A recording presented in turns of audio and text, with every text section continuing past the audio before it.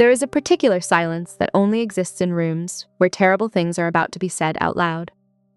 And I found it in a small beige conference room near the airline offices at the Grand Rapids Airport, sitting across a round table from a woman I had met 11 minutes earlier.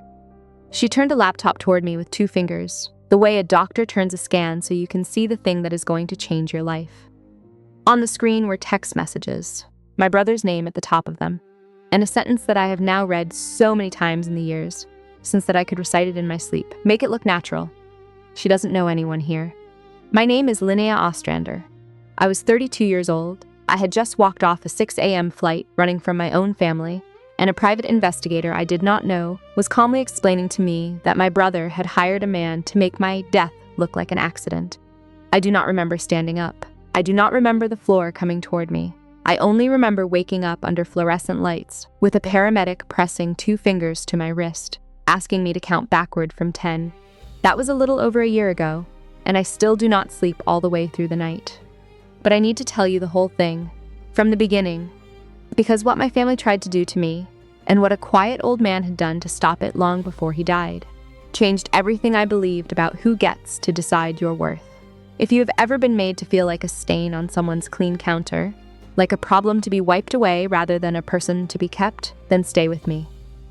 I promise this story goes somewhere you will want to follow. Let me take you all the way back to a cold, rainy night in Holland, Michigan. The night I stopped being somebody's daughter. I was 10 years old. It was a Tuesday in November, and I remember the exact day because I had carried home a permission slip for a field trip to the art museum in Grand Rapids. I needed a parent's signature and $5. That was all. A signature and $5. My mother, Marian Ostrander, was sitting at the kitchen table when I came in dripping from the bus stop, the phone pressed to her ear, and her voice was flat and calm, like she was reading items off a grocery list. "It's done," she said into the phone. "She's leaving tonight." I did not know who she was talking to. I still do not. She hung up and looked at me the way you look at something spilled on the floor. "Pack your things," she said. For half a second, God help me, I thought she meant for the field trip, and I actually smiled. "You're leaving tonight," she said. My brother Garrett was standing at the top of the stairs. He was 13, 3 years older than me, and he watched the whole thing without saying a single word. He just leaned on the railing like a boy watching a television show that had nothing to do with him. My mother opened the front door, and the rain was coming down in sheets across the porch, and she handed me a black plastic yard waste bag and said 4 words I will hear until the day I die. "Go. Don't come back. No suitcase, no coat, no explanation. Not even the $5. I walked 3 miles in that rain. My sneakers filled with water by the second block, and the garbage bag split open at the corner near the hardware store. And my library book slid out into a puddle, and I did not stop to pick it up. I got to my grandfather's house a little before 10 o'clock at night, soaked to the bone and shaking so hard my teeth clicked. And when he opened the door, he did not ask me what happened. He did not pick up the phone to call my mother. He just got down on his knees on that wet porch, an old man in a flannel shirt lowering himself onto cold boards, and he wrapped both arms around me and said, "You're home now, little bird." That was the last time anyone in my family held me for 22 years. My grandfather, Leland Ackerman, was a retired civil engineer who lived like a man who had never earned a dollar past his pension. A small house on Delano Street, a vegetable garden out back, and a workshop in the garage where he repaired clocks and radios and anything at all with gears in it. He rotated the same 3 flannel shirts and drank his coffee black out of a chipped mug that said, "World's most adequate grandpa." My grandmother, Elsie, was the warmth in that house. She taught me to make pot roast on Sundays. She braided my hair before school. She read to me every single night, even when I was 12 and far too old for it, and I never once told her to stop. For 8 years, that little house on Delano Street was the only place on earth I felt like a real person instead of as a mistake. Somebody was still deciding what to do with. My mother never called, not once. Garrett never wrote, no birthday cards, no Christmas visits, nothing. It was as if I had been erased from their lives, with the same easy swipe my mother used to clear crumbs off the kitchen table. My grandfather never pushed me to talk about it. But once, when I was 13 and crying in the garage because a girl at school had asked me why my mom never came to the parent conferences, he set down his wrench and said something I did not understand for another 20 years. "Every structure that lasts has a foundation nobody sees, little bird," he said. "Let me be yours." I thought he was just being sweet. I did not know he meant it as a promise, or that he had already started keeping it. I noticed small things in that house. A man in a gray suit who came to visit every few months and sat with my grandfather in the study with the door shut. I would hear the low murmur of voices but never whole sentences. When I asked who he was, my grandfather said, "An old friend, helping me with some paperwork," and I did not push, because I was just so grateful to have a door that stayed open for me. My grandmother Elsie passed away when I was 15.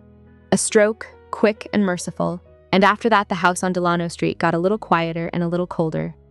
But my grandfather kept going, I think, for me. He drove me to campus tours. He read my college essays out loud and told me where they dragged. And on the top shelf of his bedroom closet, he kept a locked oak box that he never once opened where I could see it. I asked him what was inside it. He smiled and said, "Your future." My grandfather died in his sleep 3 weeks before I left for college.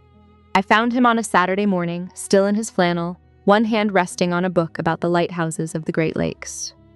He looked peaceful. He looked finished, in the way a man looks when he has done what he set out to do. The funeral was small. A handful of neighbors, the pastor from the Methodist church on Main Street, the woman who ran the hardware store where he bought his nails, and then my mother walked in. I had not laid eyes on her in 8 years. She wore black from head to toe with a silver cross at her throat, and she moved through that little church like a widow in a film, touching the backs of pews, dabbing at her eyes, whispering thank you to strangers offering condolences. She never once looked at me, but my brother did. Garrett walked right up to the front pew where I was sitting, leaned down and said, so quietly that only I could hear it, "Grandpa left everything to Mom. There's nothing for you." Then he smiled, a quick flicker of a thing that was gone before anyone else could see it. After the service, a man approached me in the parking lot. Gray suit, the man from the study. "Miss Ostrander," he said. "My name is Harlan Beckwith. I was your grandfather's attorney for 30 years. He held out a cream-colored envelope, sealed with a circle of wax, old-fashioned and deliberate. "Your grandfather asked me to give you this when the time is right," he said, and then he paused. "The time isn't now, but keep my card." I took the card. I took the envelope. I put both of them in my wallet, and I did not touch either one again. I rode the bus back to my dorm alone that night, 18 years old with no family left, no safety net under me, holding a sealed envelope I was too frightened to open, and a business card from a man who had told me, "The time isn't now." I had no way of knowing that those 2 little pieces of paper would one day save my life. I paid for college the way a lot of people do. Scholarships, part-time jobs, and instant noodles 5 nights out of 7. I studied computer science at the University of Michigan, graduated with honors, and moved to Austin, Texas with $500 and a single carry-on suitcase. I did not call it ambition back then. I called it not having anywhere to fall. By the time I was 24, I was working 80-hour weeks at a startup downtown, writing code for an app I did not believe in, eating lunch at my desk, and sleeping in a studio apartment about the size of a parking space. Nobody in my family knew where I lived. Nobody asked. But something was growing in me that was not resentment. It was purpose. I kept thinking about the kids I had met in college who had aged out of the foster system with absolutely nothing. No family, no guidance, no one to call when the rent went up, or the car died, or the loneliness got so heavy it sat on your chest like wet concrete. I knew that exact weight. I had carried it. So at 27, I built a company. I called it Cairn, after the little stacks of stones that hikers leave to mark a safe path for the people coming behind them. It was a simple idea. Match young people aging out of the system with volunteer mentors who would actually show up. Not charity. Presence. Someone who answers the phone at midnight. By the time I was 30, a venture fund believed in it enough to put real money in, and the company was valued at $52 million. On paper, I was wealthy. In practice, I was still a girl in soaked sneakers, walking 3 miles in the rain. My only real friend in the world was Ines Vargas, a nurse I had met at the university library our freshman year. She was from Milwaukee, direct and stubborn, the kind of person who tells you your haircut is a disaster before she asks how your day went. Ines knew everything about my past, and she had exactly one rule about my family. If they ever come back, she told me once over cheap noodles, it will not be because they miss you. It will be because they need something. I believed her, mostly. But there is a difference between believing a thing in your head and believing it in the part of you that still keeps a folded garbage bag in the back of the closet, just in case. And here is the one thing I need you to carry with you as I go on, because it is the whole reason I am telling you any of this. If there is someone in your life who only reaches for you when their hand is empty, I need you to hear how this ended before you decide what you owe them. So stay with me. One night, years into building Cairn, I found a single line buried in my old university financial aid records. Part of my scholarship had been funded by an anonymous educational trust. No name attached, no paper trail, just a deposit every semester, quiet and steady as a clock. I could not trace it, but something in me already suspected whose careful hand was behind it. Then the call came, on a Wednesday at 9:14 Central Time.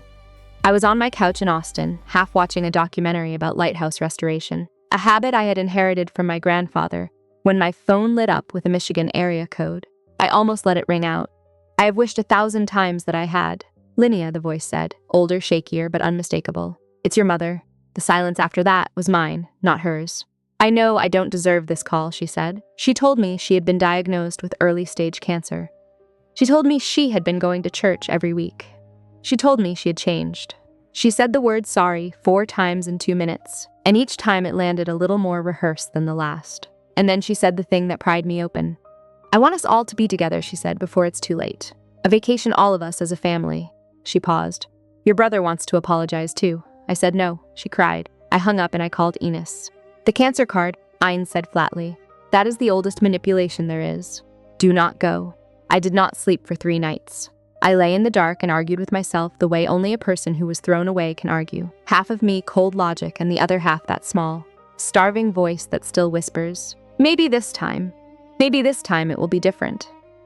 On the 3rd night, I picked up the framed photograph on my nightstand, the one of me and my grandfather sitting on his porch the summer I was 15, him smiling like he knew something I did not. He would want me to try, I thought. I was so sure of it. So I called my mother back. I'll come, I said. 3 days, not 5. I am booking my own flight and my own room. She agreed to every condition instantly. No pushback, no negotiation at all. That should have been the first warning. 20 minutes later, a text arrived from a number with no name. Be careful. 2 words. I thought it was spam, and I deleted it. That was the second warning, and I missed it completely. Amelia Island in late September is the kind of beautiful that feels borrowed, like it cannot possibly belong to you for long. Salt air, live oaks dripping with moss, a sunset the color of a bruise healing. I flew into Jacksonville and drove the 45 minutes to the resort, a beachfront place with valet parking and orchids in the lobby, and a menu that charged $14 for a glass of orange juice. Garrett had booked it. I did not ask whose money paid for it. My mother was waiting in the lobby. She looked smaller than I remembered and thinner, her hair gone silver at the temples, wearing a pale blue cardigan that made her look like a Sunday school teacher. When she saw me, she opened her arms and started crying before I had even crossed the room. You're so beautiful, she said into my shoulder. You look just like your grandmother. Garrett stood behind her, taller and broader now, in a pressed linen shirt and a leather watch, wearing a smile that looked like it had been done at a salon. He shook my hand as if we were meeting at a conference. Hey sis, he said. Long time. He introduced his girlfriend, a blonde woman named Chelsea Dorn, 28, with straight white teeth and a quick laugh, who took my hand in both of hers and said she had heard so much about me in a voice that sounded like a customer service recording. Dinner that first night was almost normal. Almost. My mother talked about her church group. Garrett talked about his real estate career. Chelsea laughed at all of Garrett's jokes on cue. Nobody mentioned the 22 years, but I noticed things. Garrett asked me twice what I did for a living. Then he asked whether I rented or owned. Then, are you comfortable financially? I mean, families should look out for each other. I gave vague answers and smiled and ate my fish, and when I got back to my room, I checked my phone. A new text from the same unknown number. Did your brother ask about money yet? This time I did not delete it. I took a screenshot. The next morning, my mother suggested family photos on the beach. Something to remember this by, she said. I agreed, because what harm could a photograph do? Plenty, it turns out, when your mother uses it as a stage. She flagged down a young resort employee to take the pictures, and while the girl was fussing with the angle, my mother leaned in and said, loud enough for everyone nearby to hear, my daughter finally came back to me, after all those years of running away. She was always the stubborn one. Running away, as if I had left by choice, as if I had not been pushed out a door at 10 years old with a trash bag in the freezing rain. I did not correct her. I stood there in the sand with my arm around a woman who was rewriting my childhood in real time for an audience of strangers, and I smiled for the camera. That afternoon, Garrett found me alone by the pool. His voice dropped half an octave into what he must have thought sounded like honesty. "Look, I'll level with you," he said. "I've hit a few rough patches. Some debts. Nothing major." He shrugged like a man describing a parking ticket. "Have you ever thought about investing together as siblings?" "I'm not in a position to invest," I said. He pivoted fast. "You know Grandpa left everything to Mom, right?" he said. "The house, his savings. Not much, honestly. And he was watching my face the whole time, testing it, the way you press on a bruise to see how deep it goes."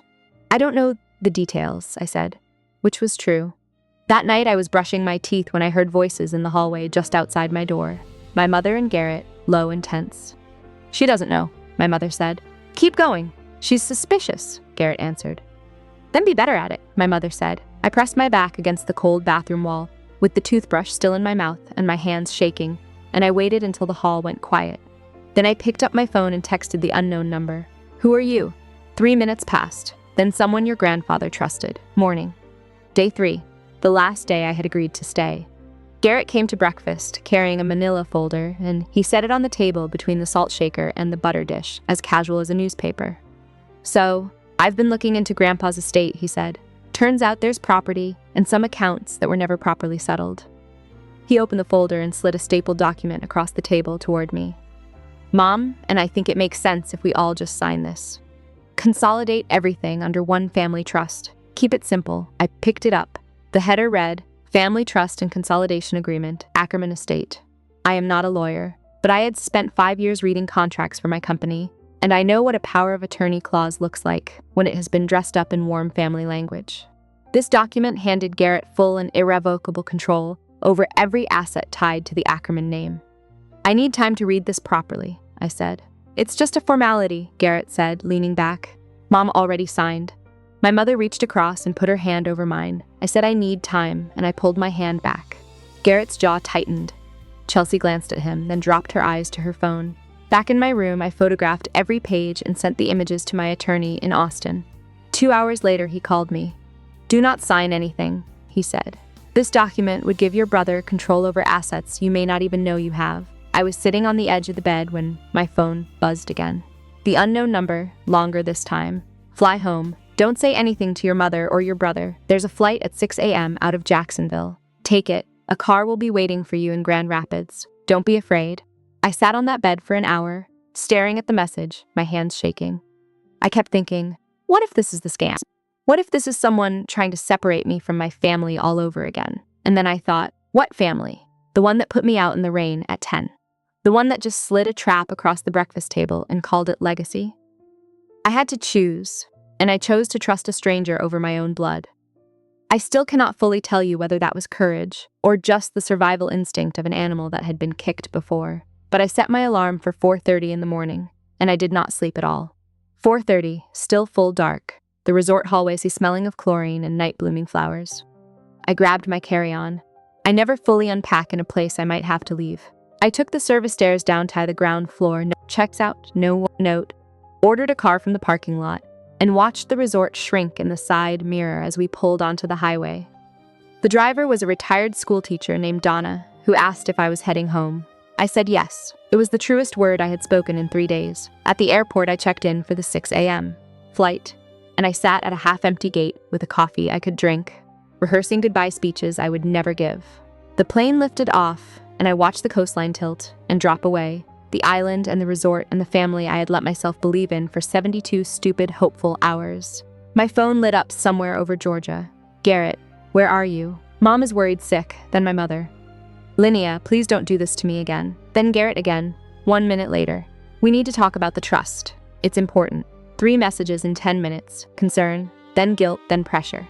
A flawless escalation, and I had watched my mother run that exact play my whole childhood. The soft open, the wounded middle, the sharp close. Garrett had learned it well.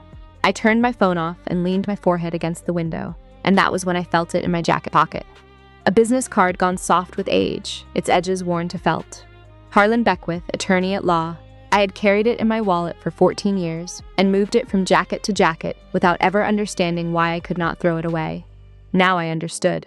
Grand Rapids. I came up the jetway with my bag over one shoulder and the distinct feeling that I was about to step into somebody else's story. I was right. A man stood in the arrivals area, holding a small sign that read, L. Ostrander. Gray suit, silver hair, somewhere around 70. And beside him, 2 Michigan State police officers in pressed uniforms. Hands at their sides, not aggressive but there. The man lowered the sign when he saw me. "Miss Ostrander," he said. "My name is Harlan Beckwith. I was your grandfather, Leland Ackerman's attorney for 30 years. His grip was steady, and his eyes were kind. "We need to talk privately," he said. "And now you are sitting where I was sitting, in that beige conference room by the airline offices. Because this is where I began." Harlan sat across from me and laid 3 things on the table, with the care of a man who had rehearsed the moment for years. A bound document, a sealed cream-colored envelope in handwriting I recognized as my grandmother Elsie's, and a thick folder, tabbed and labeled. "Your grandfather drafted this will the year before he died," Harlan said. "It names you, Linnea Ostrander, as the sole beneficiary of his entire estate." I stared at him. "That includes the house on Delano Street, his savings, and investment holdings he built quietly over 40 years. He paused. "The estimated value is $3.4 million. The room seemed to tip on its side. I gripped the edge of the table. "He instructed me to execute the will only when 2 conditions were met," Harlan went on. "First, that you had turned 32.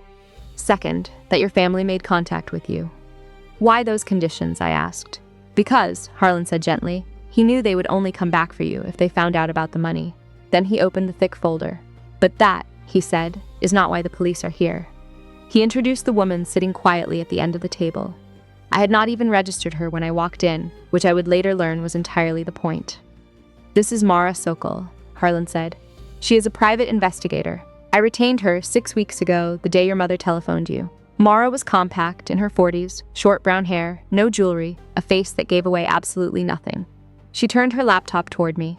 "Your brother owes just over $400,000, she said. "Most of it from online gambling. His creditors are not patient men." She clicked through a timeline.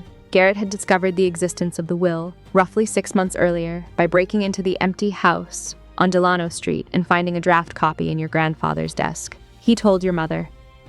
Together, they built the vacation plan. Her voice was clinical and even.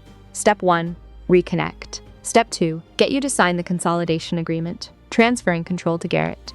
Step 3, she said, and pulled up a new set of messages between your brother and a man named Marlon Reese, who has a record for aggravated assault and extortion. And then she showed me the screen I have never been able to unsee. Make it look natural, Garrett had written. She doesn't know anyone here. Balcony, pool, whatever's clean. Your brother, Mora said quietly, was arranging your death. And then she scrolled to one more message. And this is the one that took the floor out from under me. It was from Garrett to my mother, time-stamped 2 days before the trip. "She's not signing," it read. "We may need the backup plan." And my mother's reply, 8 words. "Do what you have to do. Just keep me out of it." My own mother. 8 words, no hesitation in a single one of them. I stood up. I said, "Excuse me." I walked down the hall to the restroom and I locked the door. And I cried the way I had not cried since I was 10 years old, standing in the rain with a garbage bag, my whole body shaking, the fluorescent light buzzing over me like something alive. When I came back to the table, my eyes were swollen and my voice was sandpaper, but I was done coming apart. "What do we do now?" I said.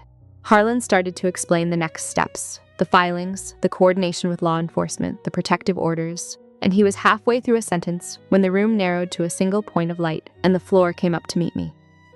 I woke on my back with a paramedic beside me. "You're okay," he said. "Your blood pressure dropped." "Can you count backward from 10? I counted. I stared at the ceiling tiles and I thought about my grandfather getting down on his knees on that wet porch, not asking a single question. He knew, I realized. Maybe not the details, not Marlon Reese, not the balcony, not the pool, but he knew the shape of it. He knew exactly what my mother and my brother were capable of. And he had spent the last years of his life quietly building a wall between them and me. Every structure that lasts has a foundation nobody sees. He had been mine the whole time, and I never knew it. Harlan sat in the chair beside me, patient as one of my grandfather's clocks, and handed me a paper cup of water. "Take your time," he said, "but not too much of it. Your brother does not know yet that you have left." I sat up and drank the water and steadied my voice. "I don't want revenge," I said. "I want the truth on the table, all of it." Harlan nodded like he had been waiting for exactly those words.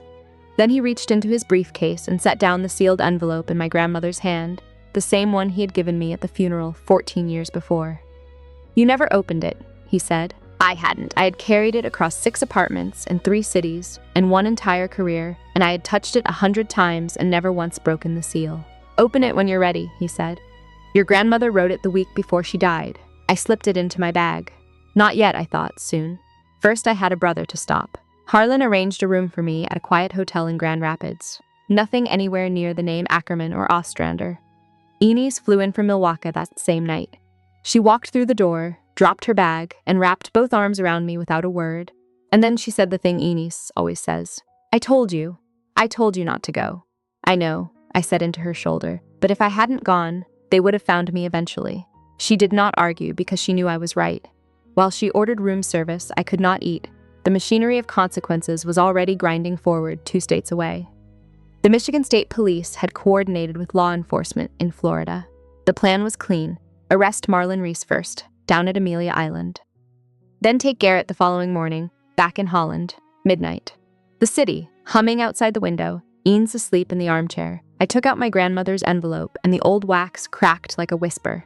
Inside was a single sheet of pale yellow stationery and 1 photograph. My dearest Linnea, my grandmother had written, in the careful penmanship they taught in schools that no longer exist. If you are reading this, it means both your grandfather and I are gone, and someone is trying to take what is yours. I am so sorry I could not protect you while I was alive. But I need you to know something. You were never the problem. Your mother was broken long before you were ever born, and instead of fixing herself, she broke you. You deserve the whole world, little bird. Build your own nest. And the photograph was me at 5 years old, sitting on my grandmother's lap, both of us laughing at something outside the frame. On the back, in pencil, 4 words, "You are always enough." Ines woke to find me sitting cross-legged on the floor holding the photo, tears running clean and silent down my face. She did not ask anything. She just sat down beside me and took my hand and stayed. At 1:45 in the morning, my phone lit up. "Harlan, Marlon Reese has been arrested. He is cooperating. Your brother will be taken into custody at 7. I set the phone down and looked at the little girl in the photograph one more time. 5 years old, laughing, enough. 7 a.m. sharp, 2 unmarked cars pulled up to my mother's house back in Holland. Garrett was at the kitchen table eating cereal when they knocked, and he answered the door in sweatpants, and the officers read him his rights, while my mother screamed from the porch in a bathrobe, clutching the railing like the house was going down at sea.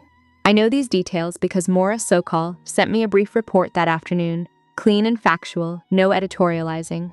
That was Maura's way. My mother's call came 40 minutes after the arrest. "What have you done?" She was hyperventilating. "They took your brother." "He didn't do anything. He hired a man to kill me, Mom," I said. There was a silence long enough to hear a clock ticking somewhere in her house. "That's ridiculous," she said. "Garrett would never. You're making this up to get back at us." "The police have the messages," I said. "All of them." I let that settle, including yours. "What messages?" she said, and I read it to her, word for word, off the screenshot. "Do what you have to do. Just keep me out of it." That was you. 10 seconds of nothing. Then, quieter, that was about the trust documents. Not about hurting you. That, I said, is for a judge to decide. And I hung up, and I set the phone face down on the nightstand, and I did not pick it up again for 6 hours. Over the next few days, the pieces sorted themselves out. Garrett was held without bail, a flight risk given the charge, and given Marlon Reese's full cooperation. Chelsea Dorn vanished, checked out of the resort the morning of the arrest, canceled her number, left no forwarding address. And my mother, who had always been so much better at narrative than at truth, transformed herself within 48 hours from a complicit conspirator into a grieving victim. She posted on her church group's page, the one with 800 members and a shared prayer list. "My daughter is trying to steal her grandfather's inheritance and put my innocent son in prison," she wrote. "Please pray for our family." And it worked. My phone began to ring with numbers I had not seen in 20 years. Some callers were cautious, others were not. A woman from my mother's Bible study left a voicemail calling me ungrateful. A man whose name I did not recognize said I should be ashamed of what I was doing to my poor, sick mother. I answered none of them. There is no point in arguing with a story that has had a 22-year head start.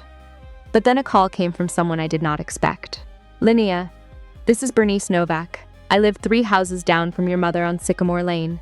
I remembered her only faintly, a tall woman with garden gloves who used to wave from her driveway. "Your mother told everyone you ran away at 10 because you were a troubled child," Mrs. Novak said, her voice thin but steady. I believed her for 20 years. She paused, but last week I found something. What did you find? I asked. The night you left, she said, a neighbor called the police because someone saw a child walking alone in the rain, carrying a garbage bag. That someone was me. An officer went to your mother's door. She told him you had gone to stay with relatives voluntarily, and they closed the case. There was a police report filed the very night I was thrown out. My mother had lied to an officer's face, and the whole thing had simply evaporated. I'm calling to apologize, Mrs. Novak said. I should have followed up. I should have looked harder. I didn't. Harlan later confirmed that my grandfather had kept a copy of that police report all along. It was in the folder, right alongside the will. He had known about it from the very beginning. And then Harlan told me the thing that broke me open all over again. Your grandfather tried to get legal custody of you, he said. More than once. Your mother threatened to accuse him of abuse if he did not stop. He chose to protect you from the shadows instead. My grandfather had fought for me, and my mother had held a lie to his head like a loaded gun to make him stop. I did not fight back on the internet. I did not post a rebuttal or call my mother's church friends to plead my case. Instead, I did the thing my grandfather had taught me. I built something. Harlan filed the petition to validate the will in the Ottawa County Probate Court, and a hearing was set 2 weeks out. My mother's attorney had already submitted the argument that my grandfather had lacked the mental capacity to sign, that he had been elderly and isolated and possibly manipulated. It was a common tactic, Harlan said, and almost always a losing one, when the person who signed had a clean psychiatric evaluation on file, which my grandfather did, dated 2 weeks before he signed the will, conducted by Dr. Ronan Petrie, a board-certified psychiatrist still practicing in Grand Rapids. Full competency confirmed, but Harlan had more. He came to the hotel one afternoon carrying a wooden box, oak with a brass latch. I knew it the instant I saw it. The box from the top shelf of my grandfather's closet, the one he never opened in front of me.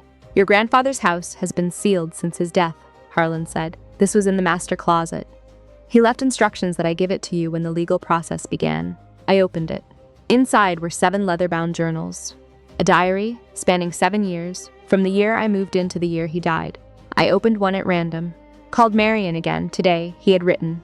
She says Linnea is better off without this family. Maybe she is right, but not in the way she means it. He had documented everything. Every phone call to my mother, every refusal, every legal attempt to bring me home, every quiet act of protection I never knew about. Your grandfather did not just plan for your future, Harlan said, adjusting his glasses. He documented the past. He knew this fight was coming. I called Mrs. Novak that evening and asked if she would testify about what she had seen that night, about my mother telling the police I had left of my own free will. Yes, she said, without a second's hesitation. I should have done it 22 years ago. Meanwhile, Eanes helped me connect with a nonprofit that specialized in transitional housing for young people aging out of foster care. Because my grandfather's house on Delano Street had sat empty for 14 years, and his will contained a line I could not stop reading. Not a clause, not a legal condition, just a sentence written in the margin in his own hand. For the children who need a door opened. I was beginning to see the whole shape of it now. My grandfather had not only saved me, he had drawn up the blueprint for what came next. He simply did not live long enough to hand me the key himself. 3 days before the hearing, Garrett's defense attorney reached out to Harlan with an offer. Garrett would plead guilty to criminal solicitation, a lesser charge, in exchange for my agreeing not to pursue civil damages. I don't want his money, I told Harlan. I want him to face what he did. That same afternoon, my mother called, and this time she was not crying. No church voice, no trembling hands you could hear through the speaker. This was the mother I remembered from childhood, the real one, cold and measured and stripped of all performance. Drop the charges, she said. Walk away, or I will make sure every person in this state knows what kind of daughter you are. What kind is that? I said. The kind who destroys her own family. I let the silence sit for 3 full seconds. You destroyed this family 22 years ago. On a rainy Tuesday night, I said. I was just the evidence. And I hung up. That night, alone in the hotel, I went back to the oak box, and at the very bottom, beneath the last journal, I found something I had missed. A savings passbook. A college education fund, opened in my name on the day I was born. The final deposit was dated 3 months before my grandfather died, and on the last page, in his careful engineer's handwriting, 5 words. For the nest you'll build. He had never forgotten me, not for a single day. Even when I believed I was completely alone in the world, someone had been quietly laying a floor beneath me so that I would not fall all the way through. Ottawa County Probate Court, Courtroom 3. 9:15 on a Tuesday morning, and the room was full. My mother's church friends filled one side, a cluster of women in modest blouses clutching their purses and whispering. On the other side sat Mrs. Novak in a navy dress, Ines steady as a load-bearing wall, and two reporters from the local paper, the Holland Sentinel, with neighbors from town scattered throughout, because small towns run on stories, and this was the biggest one in decades. My mother sat at the respondent's table in a black dress with the silver cross, a tissue ball in one hand, and her attorney, a slender man in rimless glasses, shuffled his papers with a confidence that would dissolve inside the hour. Her lawyer opened with the diminished capacity claim. He described my grandfather as elderly, isolated, possibly influenced by his attorney. He used the word confused 3 separate times. Then Harlan stood. He placed the psychiatric evaluation on the judge's bench, signed and dated and unambiguous, full cognitive competency confirmed by Dr. Ronan Petrie 2 weeks before the will was executed. And then he opened one of the journals, and he read aloud the entry from that November night 22 years ago. My grandfather's handwriting, my grandfather's words. Marion called at 9 o'clock tonight, he read. Said she put Linnea out. The child walked 3 miles in the rain to my door. She is 10 years old. She was shaking. I called Marion back. She said, keep her, I don't want her. The courtroom went quiet, not church quiet, grave quiet. My mother shot to her feet. That's a lie, she said. He made that up. Sit down, ma'am, said the judge. Harlan called Mrs. Novak to the stand. She walked slowly, hands folded, and she described the night, the rain, the child, the garbage bag, the call she made. She described the officer going to my mother's door and what my mother had told him. She said her daughter had gone to stay with family, Mrs. Novak said, voluntarily. She looked directly at my mother. That was a lie. I watched that little girl walk down the street, soaked to the skin. There was nothing voluntary about it. In the back of the room, one of the church women set her purse down on the bench beside her and did not pick it up again. During the recess, my mother crossed the aisle and grabbed my wrist, her grip tight, her eyes dry now, no performance left in them. You're killing me, she whispered. Is that what you want? I looked down at her hand on my arm, and I removed it gently, one finger at a time, and I met her eyes. No, I said. I just want the truth to have a voice. When the judge returned, Harlan laid out the rest. The evaluation. The 2 signing witnesses, Dr. Petrie and the town librarian, Ruth Vandenberg, both still living, both prepared to confirm the clean, unbroken chain of custody Harlan had maintained on every single document for 2 decades. The judge reviewed the file for 8 minutes that felt like 80. Then he spoke. The court finds the will of Leland Ackerman to be valid and duly executed. The petitioner, Linnea Ostrander, is recognized as the sole designated beneficiary. My mother's head dropped. Not dramatically, not the way she had performed her grief at the funeral. This was real. Her shoulders folded inward. Her attorney put a hand on her arm and she shook it off, and not one person from the church pews rose to comfort her. But Harlan was not finished. He informed the court that evidence relating to a separate criminal matter, the conspiracy involving Garrett Ostrander, was being entered into the record and forwarded to the criminal division. And he read the messages, all of them. Make it look natural. Plan B costs double. She's not signing, we may need the backup plan. And then my mother's 8 words, echoing through that courtroom like a gunshot in a church. Do what you have to do. Just keep me out of it. The churchwomen stared at her, as if a mask had just come off a face they thought they knew. A reporter's pen scratched so fast against her notepad that I could hear it from the front row. My mother sat perfectly still, staring at the table as though the world had moved on without her, and she was only now noticing. I stood, walked past her, and did not look down. You've won, she said to my back, her voice quiet and stripped bare. Happy now. I stopped. I did not turn around. This was never about winning, I said, and I kept walking. Outside, the September sun was almost offensive in its brightness. The world had not stopped. Traffic hummed. A man across the street was eating a hot dog. A young reporter caught up with me on the courthouse steps, a recorder in her hand. Miss Ostrander, do you have a comment? I had been thinking about this moment since the night I opened my grandmother's letter. Not rehearsing it, deciding it. My grandfather spent his whole life building things, I said. He built roads and bridges. He built futures. And even after he was gone, he built mine. His house has been empty for 14 years, and I'm turning it into a transitional home for young people aging out of foster care. It's what he wanted. What will it be called? She asked. The Ackerman Nest, I said, because my grandmother once told me to build my own. Behind me, I heard Mrs. Novak catch a sob in her hand, and then the reporter asked the question I knew was coming. What about your mother? Do you forgive her? 3 seconds of silence. I let them pass. Forgiveness is a process, I said, but boundaries are a decision. I've made mine. 1 week after the hearing, my mother requested a meeting, through Harlan, since I had blocked her number the day of the trial. I agreed. Public place, neutral ground, a coffee shop on Main Street called the Copper Kettle. Eanes came and sat one table over, pretending to read a magazine she was holding upside down. My mother arrived without makeup, without the cross, without the costume, looking like a woman who had not slept in a week, which she probably had not. She had aged 10 years and 7 days. I'm sorry, she said. For which part? I asked. She blinked. For all of it. That's not specific enough for me to accept, I said. And she began to cry, quietly this time, no audience, no performance. And I watched her face and tried to tell the difference between real grief and muscle memory, and I could not. And for the first time in my entire life, I understood that it did not matter. I'm not going to press for charges against you separately, I said. That is not mercy. It's just not worth my energy. But here's what is going to happen. She looked up. You will not contact me. You will not come to the Ackerman nest. You will not speak about me publicly.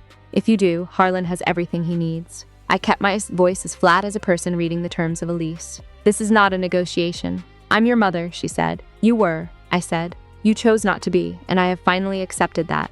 I stood, laid $9 on the table for both coffees, and picked up my jacket. Linnea, she said. I walked to the door, and I did not look back. The criminal trial came 3 months later. Garrett's attorney advised him to take the plea. The evidence was a mountain, and Marlon Reese was cooperating fully in exchange for a reduced sentence. There was no angle left to work. Garrett pleaded guilty to criminal solicitation, and the judge sentenced him to 9 years, eligible for parole after 6. Reese got 13. I was in the courtroom for the sentencing. Garrett wore a county jumpsuit, and the expression I had seen on men in documentaries.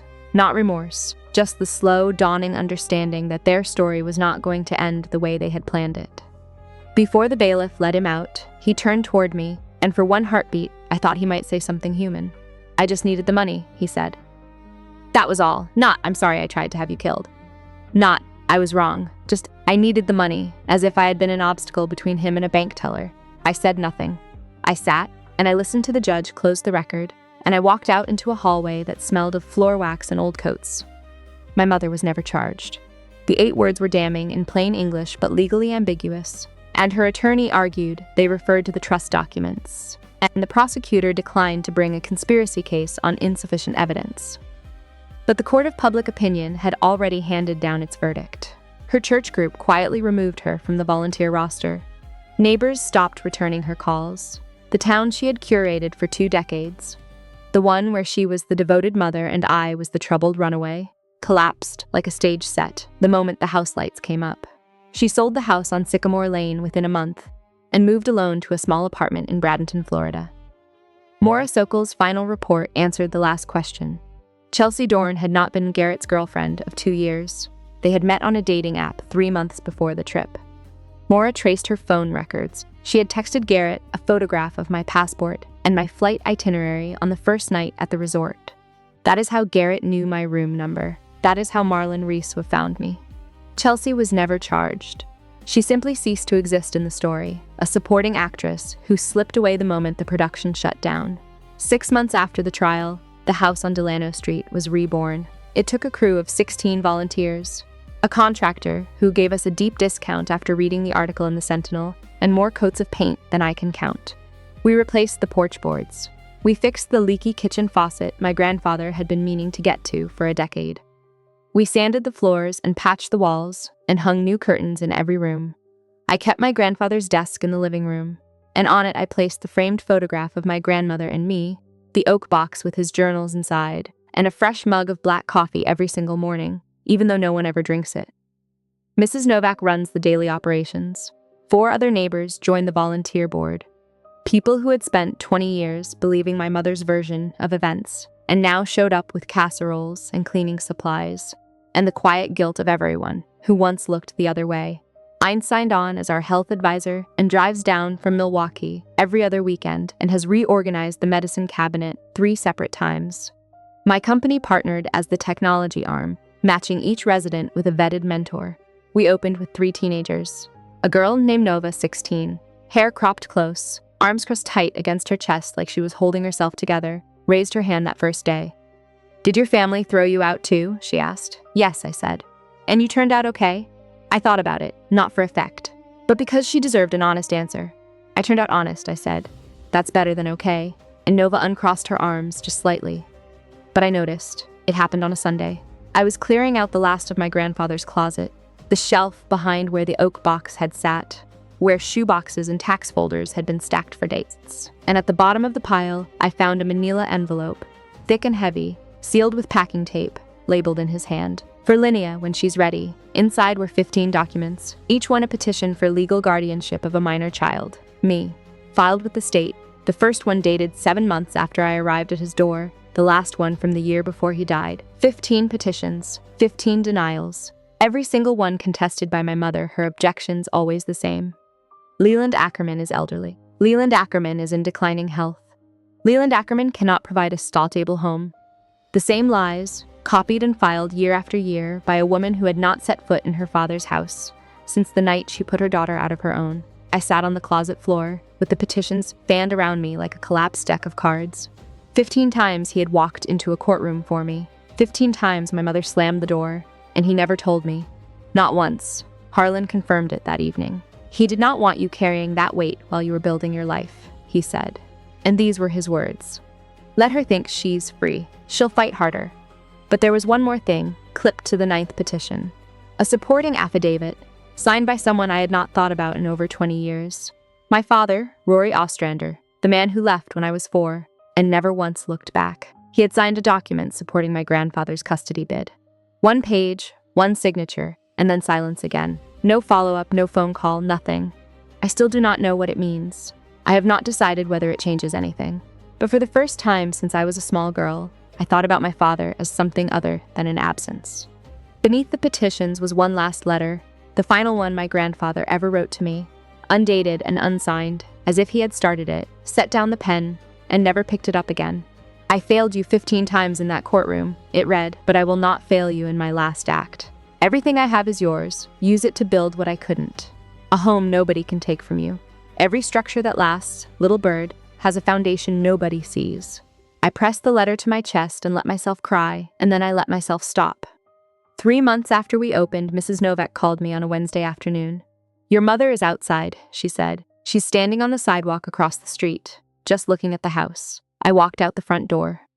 My mother stood on the opposite curb in a beige coat and flat shoes. No makeup, no cross. Looking like a woman returning to a place that had moved on without her, which is exactly what she was. She saw me and did not wave. She just stood there as if she were waiting for permission to exist. He gave it to you, she said. The whole house. He gave it to the children who need it, I said. I grew up in that house, she said. And I was thrown out of yours, I answered. I stayed on my side of the street. She stayed on hers. Can I come in, she said. Just once. I stood still for 5 seconds. I thought about the rain in the garbage bag. I thought about keep her. I don't want her. I thought about 15 petitions and 8 words in a text message. And I thought about all the rooms in my life that this woman had either locked me out of or tried to break into. No, I said, this is their safe place, not yours. She nodded, not dramatically, not with tears. Just a small, tired movement of the head, the kind you make when the doctor tells you the thing you already knew. She turned and walked down Delano Street with her hands in her pockets, and she did not look back, and I watched until she turned the corner and was gone. Nova appeared in the doorway behind me. Who was that? She asked. I looked at the empty sidewalk. Someone who lost something she can't get back, I said, and I stepped inside and closed the door. A year on, the house on Delano Street is never quiet. There is always someone microwaving leftovers at a strange hour, someone playing music too loud in an upstairs room, someone at the kitchen table with a textbook open and an expression that says, I might actually pull this off. It is not tidy, and it is not cinematic. It is the kind of beautiful that comes with scuff marks on the baseboards, and a chore chart that nobody follows perfectly. 16 young people have come through the Ackerman nest. 7 have moved into their own apartments. 3 are in community college. 1 earned a full scholarship to Grand Valley State. The others are still here, still figuring it out, still learning that a safe place is not the same thing as a perfect one. I started therapy in the spring. I know, the woman who built a $52 million company out of a dorm room could not figure out on her own that she needed help. But I had spent 20 years treating survival like a substitute for healing. My therapist, a calm woman named Dr. Halima Osei, who drinks herbal tea and never lets me change the subject, helped me understand the difference. Being strong doesn't mean being unbroken, she told me in our third session. It means healing where people can see you do it. I'm working on that. Inns drives down every other weekend, and we cook in my grandfather's kitchen, using my grandmother's recipes. Her pot roast, her cornbread, her peach cobbler that never comes out right, but tastes like home anyway. I hung a new photograph on the refrigerator. Not my mother, not Garrett. It's me and Ines and Mrs. Novick and Harlan and Nova and the rest of the Nest kids, crowded onto the front porch, everyone caught mid-law. It is the kind of family portrait nobody planned. It is my favorite thing I own. Harlan called me on a Tuesday. I have something for you, he said. Can you come by the office? He had never asked me to come in person before. Everything since the trial had been phone calls and electronic signatures. So I drove to his office in downtown Grand Rapids, a second-floor walk-up above a sandwich shop, which felt exactly right for a man who had kept his promises for 30 years without ever needing a corner office to do it. On his desk sat a single cream-colored envelope. No wax this time, just my name in my grandfather's hand, the letters a little more unsteady than the last time I had seen them. Your grandfather left one final letter, Harlan said. His instructions were strict. Deliver it exactly 1 year after the will was confirmed in court. He paused. Today is that day. I sat down and opened it. Dear little bird, it read. If Harlan has given you this, it means you survived. I always knew you would. I'm sorry I couldn't be there to watch it. I'm sorry I couldn't fight louder while I had the breath to. But I hope you understand now. Every single day you lived on your own, you proved that love is not about blood. It's about choosing. You chose to keep going. You chose to be kind when the world had handed you every reason not to be. You chose to build instead of burn. I'm leaving you everything. Not because you need it, but because you'll use it right. Don't stay angry at your mother forever. She's carrying a weight I could never lift for her. But don't let her carry it into your house either. Build your nest. Fill it with people who choose you back. I chose you every single day of my life. Grandpa Leland. I folded the letter along its worn creases and slipped it into my jacket pocket over my chest. Thank you, I said, for everything. Harlan took off his glasses and cleaned them with his tie and cleared his throat. It was the honor of my career, Linnea, he said. We shook hands, and I held on a beat longer than usual, and he let me. That evening at the Nest, dinner was spaghetti, overcooked and underseasoned, made by a 17-year-old named Elijah who swore he had followed the recipe exactly. Nobody complained. 2 kids argued about basketball. Nova stole garlic bread off somebody's plate. Mrs. Novak told everyone to use their napkins. After the cleanup, Nova found me in the hallway with her laptop. Can you help me with my college essay? She asked. What's your topic? She shrugged and looked at the floor, then back at me. The people who saved me, she said. I sat down on the bench beside her. Write about the person who saved yourself, I said. That's the better essay. She was quiet for a moment. Then she opened the laptop and started to type. Later I sat out on the front porch, my grandfather's porch, the same spot where he used to drink his black coffee and wave at Mrs. Novak across the street. I looked down Delano Street, the same road I had walked in the rain 22 years ago, with a trash bag over my shoulder and my sneakers full of water. The same road my mother had walked down 3 months ago, hands in her pockets, not looking back. The same road my grandfather had carried me up the night I arrived at his door. The road had not changed, but I had. Every structure that lasts has a foundation nobody sees. For 22 years, I had believed I was standing on nothing.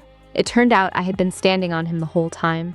So here is what all of it taught me, and I am not offering it as advice, only as the truth of one person who walked 3 miles in the rain at 10 years old and spent the next 2 decades trying to understand why. You do not owe loyalty to people who confuse control with love, and you do not owe anyone your forgiveness on their clock instead of your own. Leaving was never the betrayal.